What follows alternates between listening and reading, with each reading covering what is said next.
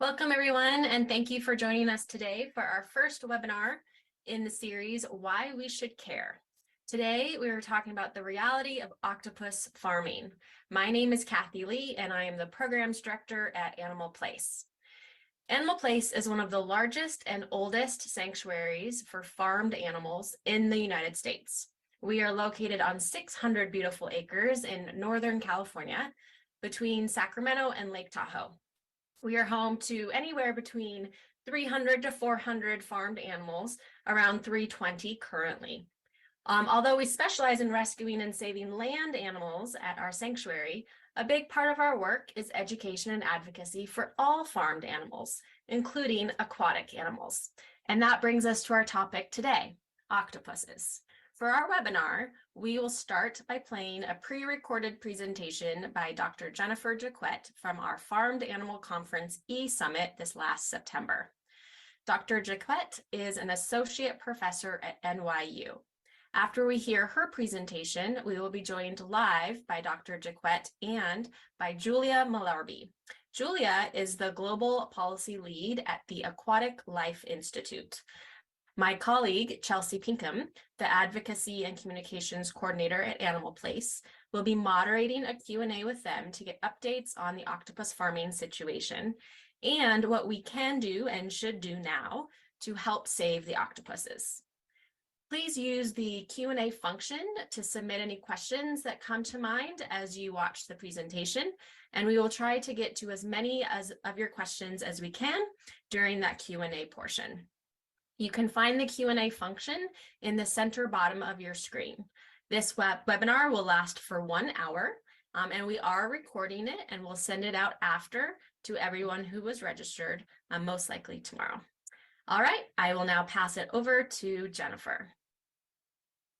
Thank you so much for having me and allowing me to share some of my thoughts about this endeavor that we seem to be undertaking, which is octopus farming. So I will share my screen.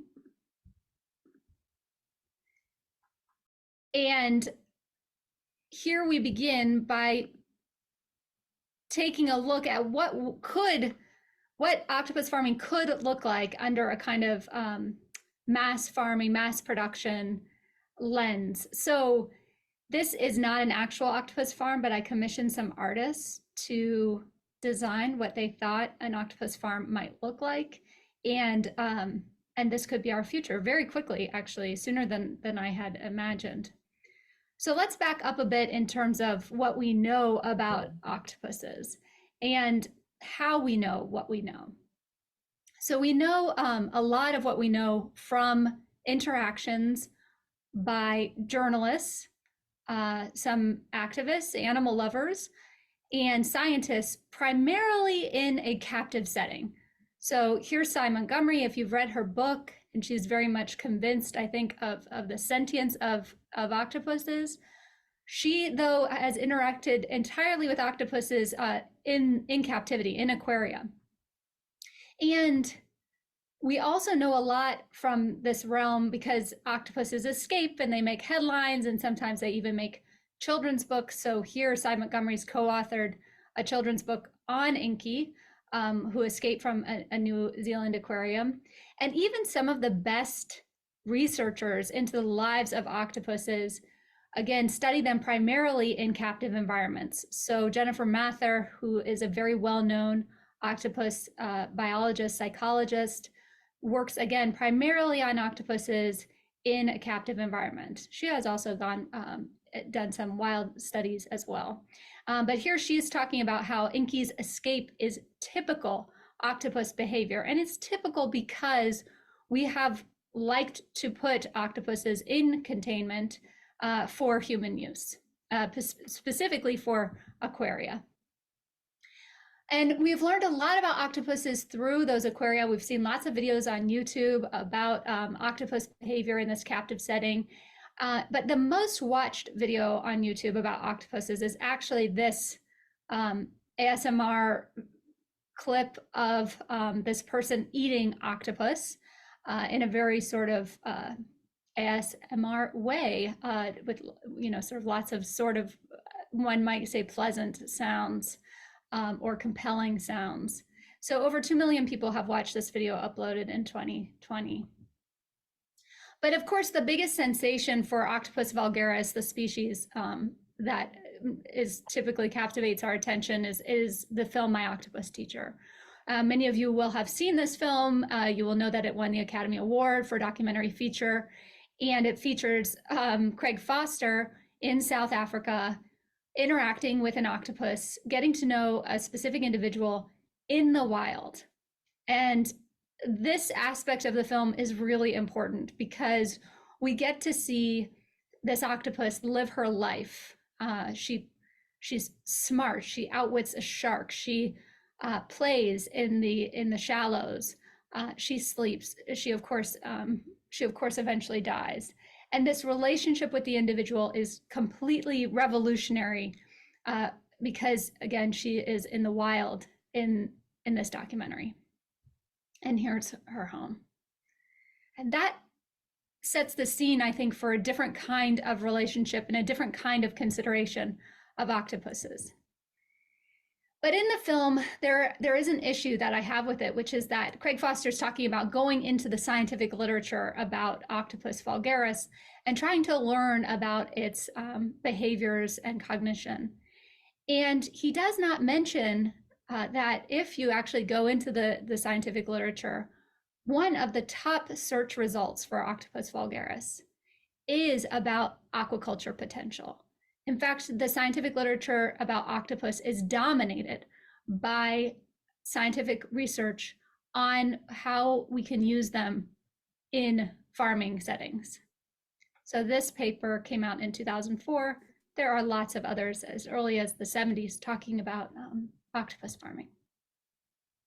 Now, octopus farming is a form of aquaculture. That just means the farming of aquatic species. And aquaculture has been one of the fastest growing food industries in the world. So here you see capture fisheries globally from 1950 to 2018 in the sort of inland waters in the dark orange and in marine waters in the yellow. And what you see in the 1980s is that capture fisheries really start leveling off globally. And despite expansion, despite more technology, despite more horsepower, we are not getting more fish out of the ocean. And in general, globally, we can say that the oceans are in a state of overfishing. Now, aquaculture comes in as a technology to feed the growing demand that in many ways the seafood industry creates rather than fulfills. In the 1970s, the technology increases and we see this rapid growth in aquaculture. The dark blue is in inland waters and the light blue is in marine waters, or mariculture, sometimes it's referred to. And this is the backdrop to octopus farming. Now, in many ways, aquaculture has put additional pressure on wild animals. It has not alleviated pressure because we actually have to catch fish to feed to these farmed fish or farmed aquatic animals. So here you see a case of that. And in fact, if we look at, this is the global capture of aquatic fish and invertebrates from the wild. And this light blue band is actually the amount that we turn into fish meal and fish oil. And at least half of that goes to feed the aquaculture industry. The other half goes to feed pigs, chickens, cats, and cat food. But half of that is designated for aquaculture. And here's another graph that just shows you, if we're looking at aquaculture from 1980 to 2010, we see that in terms of the percentage of non-fed species, that's the solid line, the species under cultivation, we actually see that we are farming more and more species that are carnivorous, that require being fed animals to grow.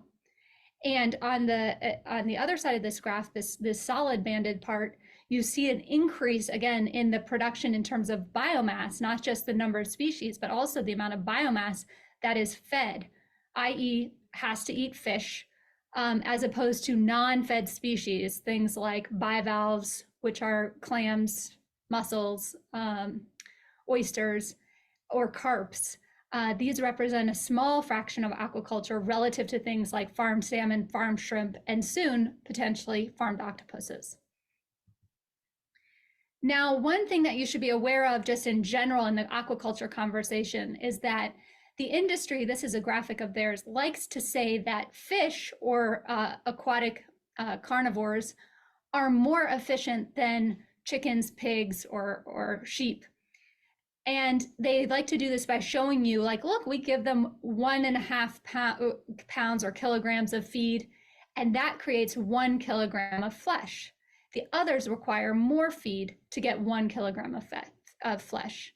But this feed that we feed to fish comes from other animals. It does not come from plants. It does not come from corn. It does not come from soy. The industry is trying to augment that heavy fish diet with more corn and soy. But farm salmon, for instance, are fundamentally carnivores. They cannot live on an all-plant diet, and neither can octopuses. So this sets me up to start with one of the initial challenges or paradoxes of octopus farming from the start, regardless of whether or not you want to think about the individual animals. The idea that octopus farming, which came across my desk in 2014 with this little article about octopus farming could be the next big thing in aquaculture. It was written by a Spanish researcher. And I thought, wait, what? We're really going to farm these animals? And in reading about it, the idea was, yes, we are going to farm these animals. They're fast growing. They have short lifespans. They only live 1 to 2 years, which you know from watching the movie. They're very high value on the marketplace. They're eaten in luxury markets. This will create jobs. But the problem had been largely technical in nature. There was no real ethical consideration, but the technology got in the way of farming them because their behavior basically prevented them from being able to be grown in a captive environment. So there has been octopus ranching, the idea that you catch baby juvenile octopuses and raise them in captivity for consumption. But farming, where you actually close the life cycle and you breed them in captivity, had not gone well due to issues of cannibalism and dependence on live food. Octopuses don't like to be fed fish meal. They want live crabs or live animals. And that presents a challenge to mass production. A number of companies, though, have worked to overcome these challenges, which led us, my colleagues here, Peter Godfrey Smith, Becca Franks, and Walter Sanchez Suarez, to write an article making an argument against octopus farming that occurred in Issues in Science and Technology. And we make the argument against octopus farming on 3 grounds. One is to minimize the broader ecological impacts, this yellow sphere, which I've already outlined, that we shouldn't really be farming carnivorous aquatic animals because they rely on wild aquatic animals for food. But we also want to think about maximizing food security and potentially farming animals that actually feed people, again, rather than resulting in net loss of animal lives for not any protein gains, if you like the denominator of protein. And then, of course, we want to minimize animal welfare impacts. We don't want to make the same mistakes that we've made on land over the last half century, 100 years. We don't want to repeat those same mistakes with aquatic animals. And yet that's the path we're on. So on these grounds, we argue octopuses, just like farmed salmon, are carnivores. They require crab or squid or hake to grow well, and it's the animals that they prefer to eat, it seems, especially in a captive setting. This results not only in a net loss of overall animal life, but it also means pollution like nitrogen and phosphorus in terms of outputs from these farms. When you're farming carnivores as opposed to herbivores, you get even more pollution than you would if you were just farming herbivores. And as we know from cows and pigs, it's bad enough. There's also the impacts on the individual animals. So we know, again, from work by Jennifer Mather and others, that these are animals that are incredibly sophisticated, smart, sort of impossibly smart for how short their lifespans are and for how asocial they are. And farming is just completely incompatible with the welfare needed to meet their sophistication and exploration and other behaviors. And then in terms of its actual addition to food security, I would argue that octopuses are consumed. They're not eaten. In other words, people do consume octopuses, but it's rare that they're doing it because they have nothing else to eat. This is a choice among many products that they choose to consume octopuses, and industry documents verify this, and I'll show you one in a moment. The main importing countries for wild-caught octopuses are the US, Canada, Italy, Spain, Portugal, and Japan, and none of these countries are on the Global Hunger Index. And the main markets for farmed octopuses, according to the industry literature, are Japan, South Korea, the Northern Mediterranean, US, China, and Australia. And again, none of these are on the Global Hunger Index. So here is an industry document from 2020 on the research and related to the market for octopus. Now, this is captured as well as farmed.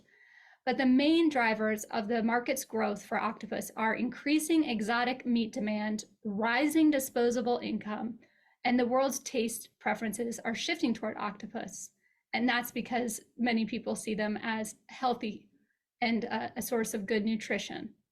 Now, this, again, does not sound like a food insecure item. This is not rice. It's not maize. Octopuses, again, are meeting new demands from sectors that have rising disposable incomes, especially in places like Spain and Portugal, where canned octopuses are very popular. I'm not a nutrition expert by any means, but I just pulled up the package for a farm, a tin of one of these octopuses, and I pulled up, a just kind of generic cube of tofu to look at the difference in the nutrition facts and see how much better are they. Well, they actually look very similar in terms of serving size and the number of overall calories, the amount of fat, the overall amount of protein. And to me, the nutrition argument does not seem very persuasive in light of other potential plant-based proteins.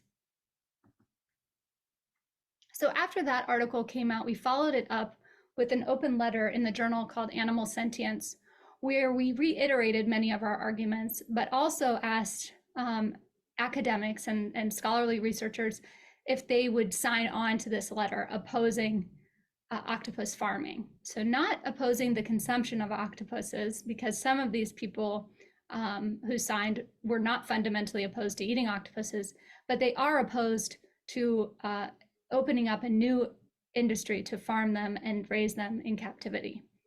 So we had over 100 signatures. You can see Peter Singer is on here, Dan Dennett, very well-known philosopher of consciousness, philosophy of consciousness, and other interesting ecologists like Callum Roberts, who works on marine ecology issues, John Jost, a psychologist. Anyway, if you're interested, you can learn more. The letter is available online. And we were delighted when last year Compassion in World Farming took up the issue of octopus farming with their own campaign and a really nice sort of glossy report about octopus factory farming, a recipe for disaster. And many of you will know that Compassion in World Farming is based in Europe, which is a strength because many of the proposed octopus farms are actually also proposed in Europe. when people covered the work that we laid out, and media outlets, that is, places like The Guardian or Time Magazine, who did actually visit an experimental farm in the Yucatan Peninsula, or here's National Geographic covering the work on the world wanting to eat more octopus and asking if farming them is ethical. A lot of the imagery that came with these articles was like this, of an octopus on a beautiful coral reef. And I don't think that captures the argument that we're trying to make at all. We're not talking again about capture fisheries. We're not talking about octopuses that get to live, 2 years in the wild before they're caught in a trap. We are talking about octopuses that are born and raised in captivity.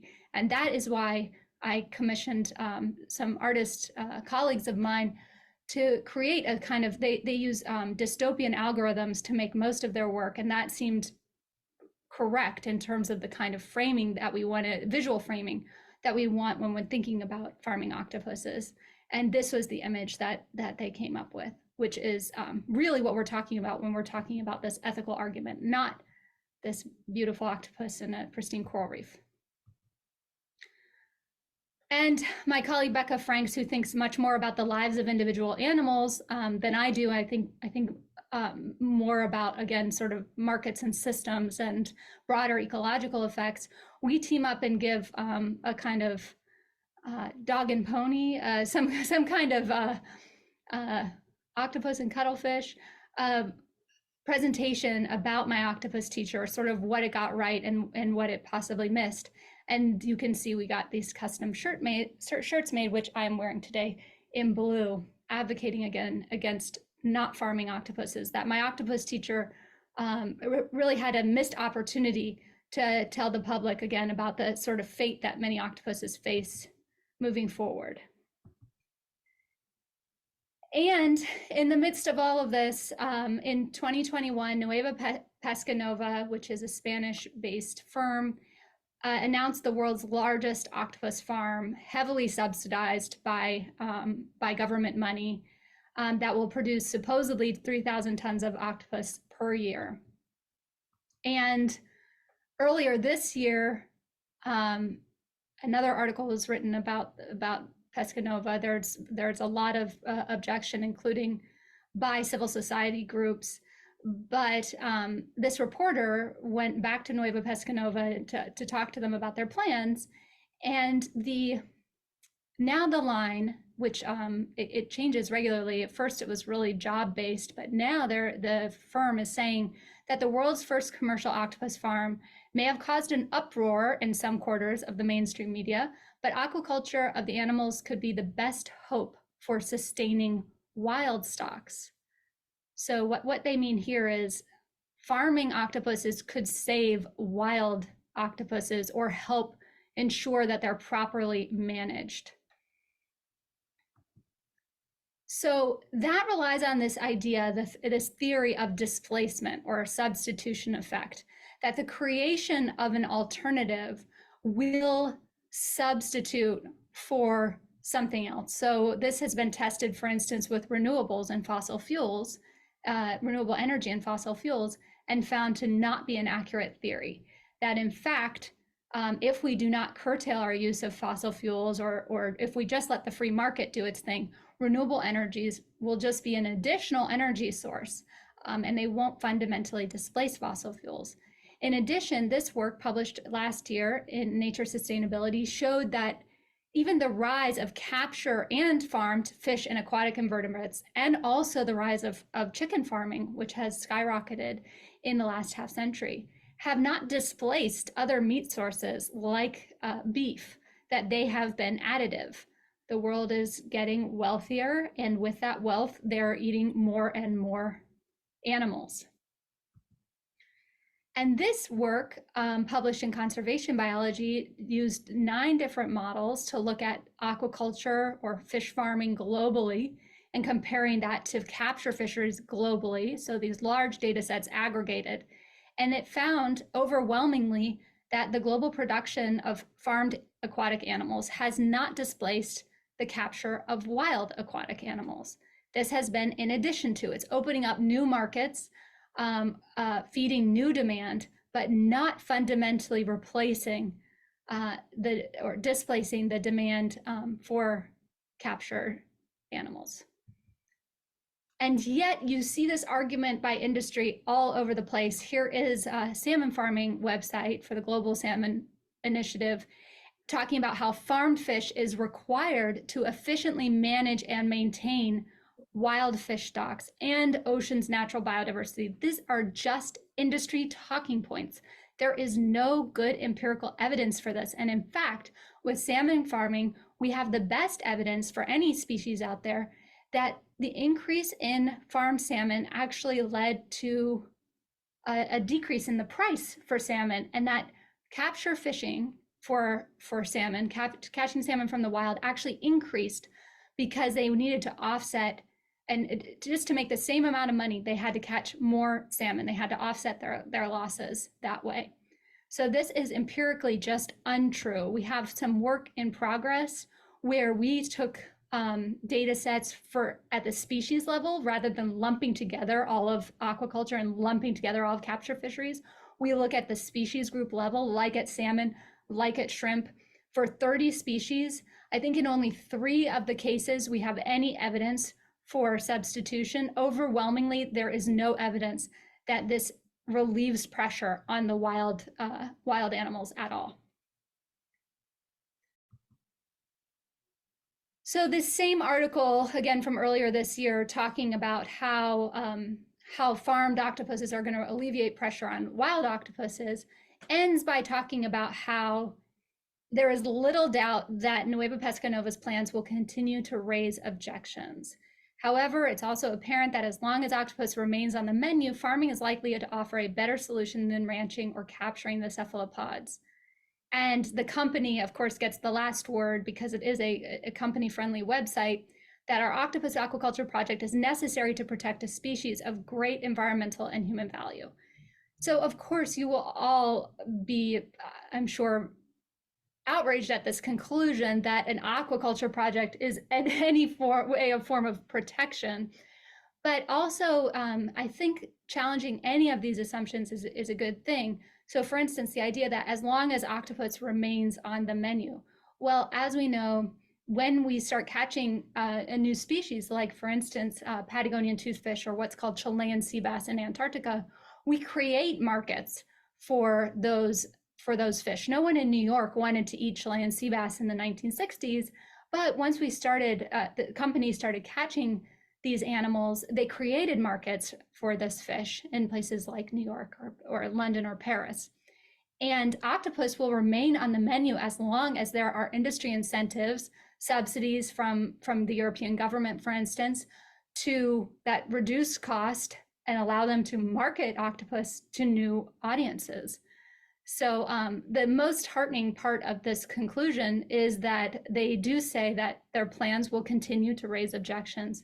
And that gives me hope that, I think the majority of people really think this is a bad idea to repeat the same mistakes that we made with land animals in the oceans and to subject such an intelligent invertebrate that we know enough, although yet still so little, about that we know that these conditions will be inadequate, to say the least, for them to live what we would consider a decent life. And in the meantime, places like the UK are granting actually more moral status, more rights to invertebrates and especially to octopus. This is an amendment to the Animal Welfare Bill, which previously left out invertebrates, recognizing them as sentient beings. And this is likely to have policy impacts, particularly in the research lab setting, but hopefully, I think, trickling across to other sectors like the food sector. So people will say, well, you're just suggesting we don't eat animals at all. And of course, that's always an option. And it does make the most ecological sense. It definitely minimizes the impacts on animals. And it certainly would maximize food security because, as we know, even with plants, we're turning a lot of this plant matter into animals when we could be eating the plants directly. And in the case of octopuses, we would be turning crabs or hake into octopuses when we could be eating the crab or hake directly.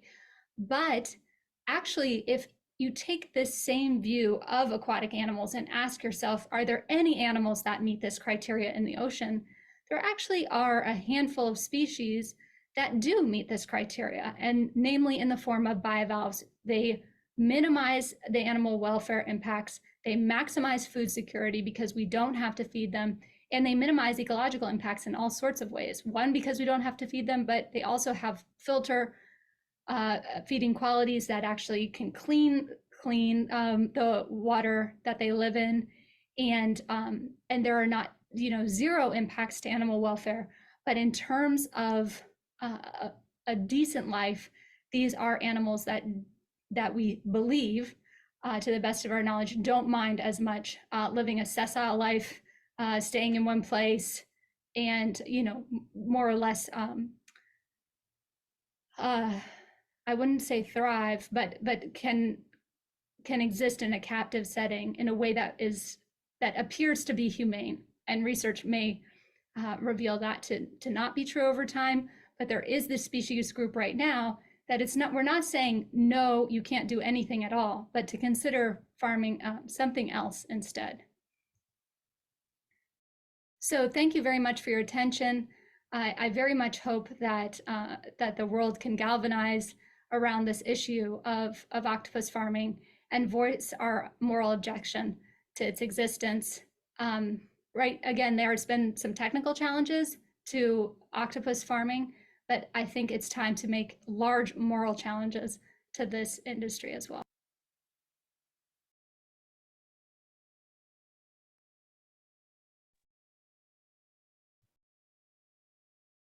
Dr. Jennifer Jaquette, thank you so much for this brilliant talk.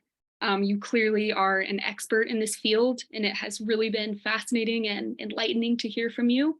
My name is Chelsea. I am the Advocacy and Communications Coordinator here at Animal Place, and I am going to be transitioning us into some questions.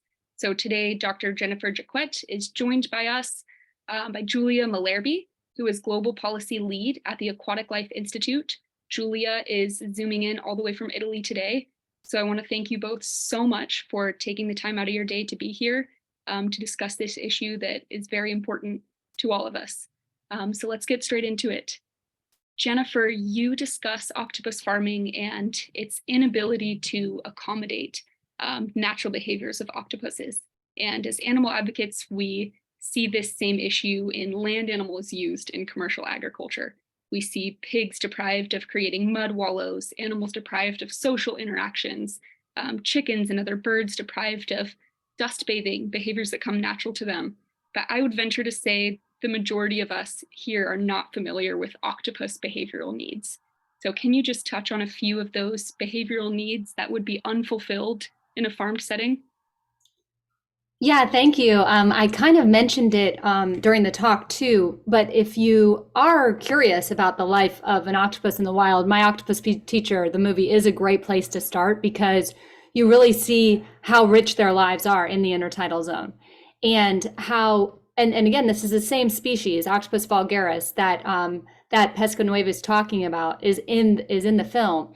So you get to see how curious this animal is, how she does play in the waves, even with other species, how she outwits a shark, and all that to say that the daily life of an octopus is very rich. They are highly mobile. They are soft bodied. They squeeze through tight places. This is not like a sessile marine invertebrate like a bivalve or a mussel that would just latch onto something and sort of spend its life in one place. So recreating those conditions in captivity is just simply out of the question. On top of that, there's the issues in captivity is actually that they will cannibalize one another, and as a result are kept in sort of complete isolation, which is also again sort of unnatural relative. They're not social creatures, but they're interactive, if that makes sense. And so it's just impossible to imagine a way to create a farm setting that seems humane to give them the life that they want. The other thing that has been highlighted recently, especially I think in the BBC coverage of what Pesca Nueva is up to, is the aspect of slaughter.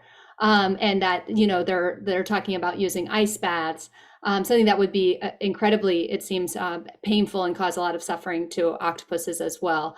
And so on top of the, you know, I think very concerning daily circumstances, that the fate that they meet at the end is of great concern, too. Thanks. Absolutely. It is clear that they're brilliant animals. And I would also highly recommend My Octopus Teacher. It's a beautiful documentary. Julia, so Aquatic Life Institute, your organization recently came out with a report on octopus farming in Mexico.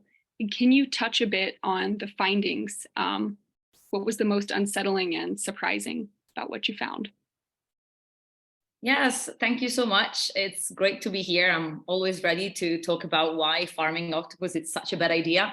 I think Dr. Jacket already touched upon the main points, but I'm happy to dive a little bit more deeper into the report that we published just a few weeks ago. So for those of you that are not familiar with it and haven't had the chance to dive into it yet, basically the CISAL unit of the Universidad Autónoma de Mexico started what it's supposed to be a research project to study the physiology of octopus, which is a different species from what we were talking right now. It's Octopus maya, but the problematics and behavioral needs and environmental impacts are pretty the same. The problem is that out of this research facility, then the university made an agreement with the local community and established Moluscos de Mayab, apologies for the pronunciation, which is the commercial branch of the farm. So this is basically an octopus farm masquerading as a research facility. So to us, this was a big red flag. Let me just dive into probably the main highlights that we found while investigating this research facility. Obviously, we found a big lack of knowledge when it comes to the welfare of farmed octopus. We saw that there aren't information on how to make it as a positive experience for them. So that wasn't really surprising. But also, it was a little bit shocking to see that there didn't look like there was an assessment on the impacts that this potential farm would have on the environment or in the surrounding area. For sure, and we talked about this a little bit before, one element that I think it's alarming, not just for us, you know, as people who think about animals and the environment, but I would be concerned if I were a producer myself. The mortality rate currently at this farm is 52%. So 52% is high for any animal production setting. And out of this 52, 30 is supposed to come from cannibalism. So even if I honestly, if I were a producer, I don't see how this is, you know, a good farming practice. And obviously in the animals' point of view, obviously there's something that probably they're not suitable, right, to this type of farming if these are the mortality rates and cannibalism rates. I also want to touch upon a little bit on the funding, because to us, it's really important. The United Nations Development Program funded this project. The problem is that this grant is part of the climate mitigation program, because this was described as a conservation effort. So following what Jennifer was saying before, you know, the industry is claiming that these farming efforts are really supporting the biodiversity of the octopus in the wild. This is actually quite the opposite, because the farm now at this Mexican farm is currently relying on wild population. So everything we were afraid of is actually happening. So they are taking juveniles out of the water to replenish their broodstock so they can farm them.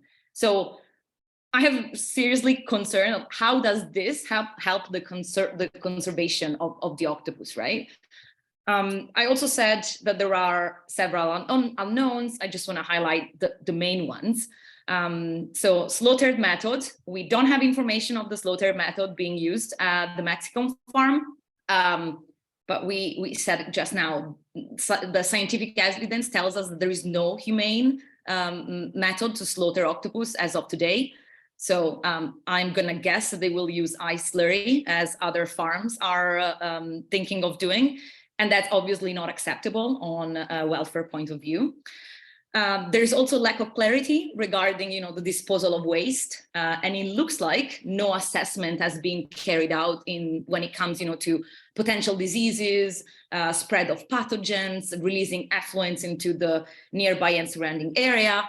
So we think that these are enough concerns to stop the creation or the expansion of this farm. And I will stop right here, but I highly encourage to dive into the expose if you want to know more about what's going on behind the scenes. Thank you. Thank you, Julia. It's so clear that there is such a complete disregard for the welfare of these animals. The same as we see, unfortunately, with land animals used in animal agriculture, and what a shockingly high mortality rate.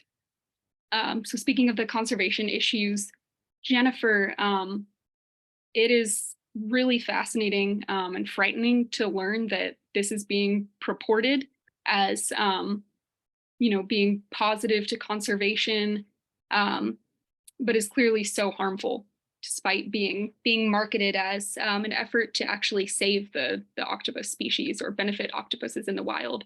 So can you just briefly summarize one more time some of those major environmental impacts of octopus farming?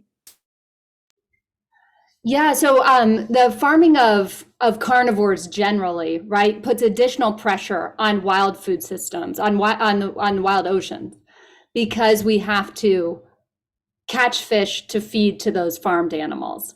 We don't farm carnivores on land. We farm carnivores in the ocean and in aquatic environments, and there's odd reasons for that, but we do it, and it results in a net loss of animal protein, if that's, again, the denominator that you want to use, let alone animal lives, because you're killing many individuals to feed to one individual who will also eventually be killed so that humans can eat a luxury product essentially. So that's additional ecological impacts. And then those carnivores, all of those farms, as a result of being carnivorous, you have these high amounts of effluent, of things like nitrogen and phosphorus. That was already mentioned in the Mexican case. There's no sort of good environmental impact assessments of what those effluents will look like. And then you have the of course, impacts on the individual animals that we've already discussed. And I would argue that the food security claims are closely tied often with the environmental ones, like, oh, we're going to reduce ecological pressure, which I've already also gone over, that there's not strong empirical evidence that farming aquatic animals has reduced pressure on other wild aquatic animals that we eat. And then certainly, again, you just are making the argument that these animals are going into food security, and they're often going into luxury markets that already have more than enough to eat. So we think about this kind of holistically and not just from one angle. And when we do that, it becomes clear that there's a moral objection to farming octopuses. I think that what's interesting is to see the industry come swinging so hard to try to make the case that this is going to solve some other problem. And the reason they're doing that is because we know that so many businesses right now are fighting for the social license to operate. The oil and gas industry is working. They're saying carbon capture and storage will save us, save our business model. The meat and dairy industry is also fighting for the social. They're very open about this. CEOs are talking about the social license to operate. And so this is what octopus farmers are also talking about. Like, we have this quote solution. And I don't think we should be swayed by the arguments, especially given the lack of empirical evidence that's presented. Absolutely, thank you. And continuing to just touch on that environmental perspective, I find it interesting you mentioned bivalves as a relatively low impact form of aquaculture. So do you think that bivalve consumption could provide some sort of middle ground for people unable or unwilling to adopt a plant-based diet? Yes, I mean, so if it's funny, I didn't even I didn't anticipate this question, but Becca Franks and I, the same colleague I mentioned, we're writing a little article right now about pescatarianism, that this is kind of a diet with not a lot of logic actually involved, but that maybe bivalvetarianism actually would have some kind of solid moral foundation. Now, I don't want to oversell bivalves. So first of all, I do think bivalves have the qualities I mentioned in the talk.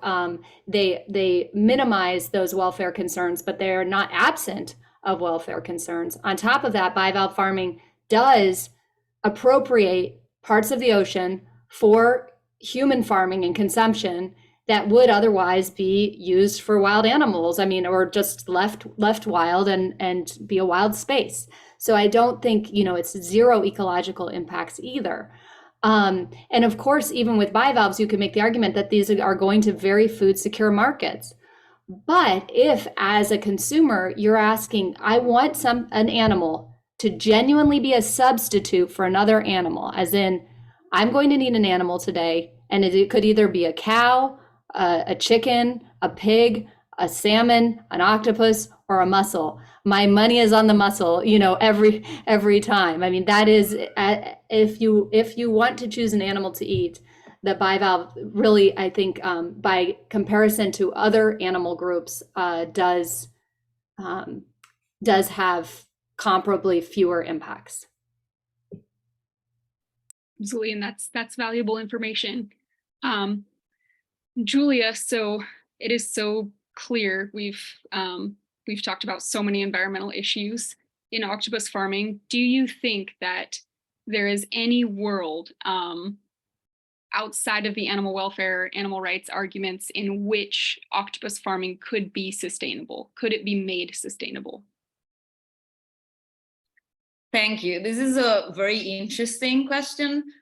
Also, I would say probably very easy one, because the answer is simply no. This is probably why, as Aquatic Life Institute, for those of you that know our work, we very rarely take a full abolitionist stance. But this time, to us, the scientific evidence was so clear that we don't need this. So I can try and touch upon the elements that we mentioned before, but maybe expand on why we really think this is never going to become a sustainable practice. Some of the elements we already said. On the nutritional security point of view, this is not a product that is going to solve that problem. As we said, this is a product that is going to high-end restaurants, fancy hotel chains in the rich part of the world. So how does this address food security? I haven't understood that yet. Same thing, these claims, that this will provide a nutritious and affordable food for local communities is already actually being, so this argument is already being destroyed by everything that's happening in Mexico. So something I didn't mention, but you can find it in the report, is that octopus are already being sold around the regional area. And they are going to, guess what, high-end restaurants and very premium touristic locations where baby octopus is considered a delicacy there. So how does this improve the food security in low-income areas? I really don't see the connection. So every time they tell me that this is going to address food security, I never get to the why and how. In terms of sustainability, we just said it's a carnivorous species. This is really not the direction that the world is taking. Let me take an example from the EU. So the EU Commission in 2021 adopted the strategic guidelines for sustainable development of aquaculture. In these guidelines, you will see that they highly encourage to reduce aquaculture resilience on fish meal and fish oil. They even suggest switching to low trophic species. So this is it's everything against the creation of octopus farming. And if we want to see even a little bit the bigger picture, the UN High Seas Treaty was approved. I was really excited at the beginning of March this year. So this They agreed that we would protect 30% of the world's oceans by 2030. So I think that as humans and producers, it's our duty to try and align with these objectives, with these goals. And octopus farming goes in the opposite direction. So combining everything we just said together, to date, it's absolutely not a sustainable practice. I don't see ways of making it a sustainable practice to address food security in the future. Thank you. Yes, it is very clear that no good is going to come out of this practice. And Julia, I am wondering if you have any brief timeline as to when this farm in Mexico is planning on starting construction, on becoming a reality. So unfortunately, as I told you, we know that already some of these octopus are being sold with the local community to this commercial branch. But there aren't plans like one of the things when you read our report that we highlight in the beginning is that what we found was a lack of information and transparency, so this is technically not a farm, but they are selling octopus. So there is a big discrepancy. I wish I could have an answer that this is never going to take place. I could make a prediction maybe, but this is just my intuition. I believe that they will follow a similar destiny to whatever happened to the Hawaii farm. So the Hawaii farm was sort of I don't even know what it was, a petting zoo for octopus, I guess, but they were also selling it, but they had not the permits. So I'm assuming something like that will happen. So I would just discourage, even if you are like a producer interested in the industry, it's really not gonna be a profitable one too, apart from the welfare concerns. Thank you. And Jennifer, going back briefly to octopus behavior, let me ask you about the issue of cannibalism. That is such a massive loss. Clearly, it's the main source of mortality. It seems on the octopus farms. Is this something that occurs in nature, or is this something that is sort of accelerated by the stressful conditions that octopuses are kept in on farms? I really am not an expert on that topic, but I will say that there's huge amounts of aggression also among Atlantic salmon, among Salmo solar on those farms. There have been some really chilling photos released of what fish kept in those conditions look like at the end of life. And so I don't want to, in other words, I don't know that it is empirically true that it's higher for octopuses than it is for other kinds of species. I'd be surprised if tunas weren't aggressive toward one another, and other animals too. I think we know, again, from the terrestrial models that there's a lot of behavior that isn't normal in factory farming conditions that you just don't see in the wild for all sorts of reasons, the stress, the boredom, and yes, cannibalism is an issue for growers especially. They consider it again a kind of technical challenge, but also same with just getting them to grow from the larval stage to a juvenile. So again, I'm not certain. Maybe others on this call have more evidence that is one of the major hurdles. That cannibalism, in fact, is some kind of bottleneck. But that's not my impression. And again, we know so little about the welfare and even the normal behaviors in the wild for these animals relative to pigs and chickens and cows, which also we could argue we know very little about. That I don't have strong confidence that the research would even be done in time to lead what these farms would look like anyway. So I think we're operating in the dark. There are going to be a lot of concerns for these animals beyond cannibalism and slaughter and some of the things we talked about. And we just don't know enough to go down this path with any kind of moral fortitude. Absolutely. And I do know that we see terrible amounts of unusual violence and aggression in mammals and birds. on factory farms and commercial settings as well. So we are getting close to time here, but Julia, would you mind just sharing a bit about what just happened in Washington State and what you believe is the most effective form of action that every individual on this call can take against octopus farming? Yeah, sure. I'm happy to touch base on what happened in Washington. So we found out that a bill to ban octopus farming in the state of Washington was being introduced around December and January, thanks to the work of Animal Rights Initiative, which is an NGO that is based locally there in Washington. So we sort of decided to support the bill, although there weren't many hopes that a bill would be pulled up for a vote. But it was, and it actually passed the first house with very supportive vote.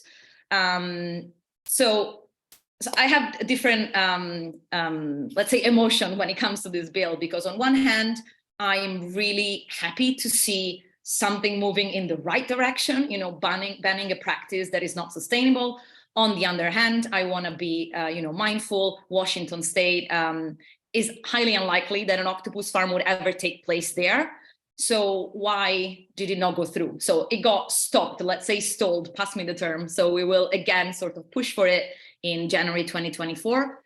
So why was it moved until a certain point? So in my work, I realized something that it's very easy, but so an issue is not an issue for a government until the people show concern about it. So I guess my general suggestion for folks in the call interested in the topic would be to get informed about the issue, to study and learn about it. Obviously, I wouldn't immediately suggest you to dive into a publication or an academic publication if that's not your area of work. But I mean, we talked about the Octopus Teacher documentary. I saw the photo of the Soul of an Octopus book. So, if those are more for you, take advantage of that.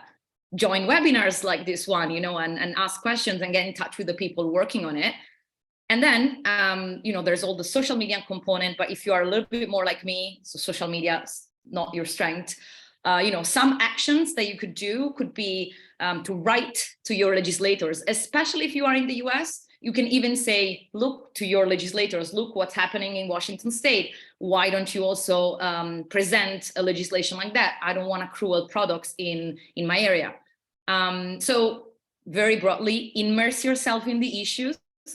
We have, it's already in the chat. So we have a specific section on our website that it shows you how you can take action depending on your skills and whatever you want to do. So I encourage check there and just keep talking about the issue, because that's really what we need right now.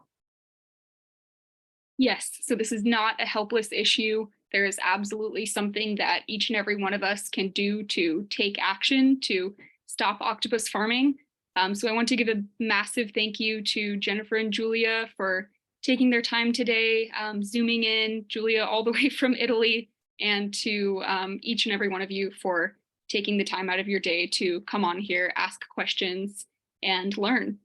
So we will be sending out a follow-up email with action links that each and every one of you can take to get more involved and take action on this new issue. So thank you all so much, and have a wonderful rest of your day.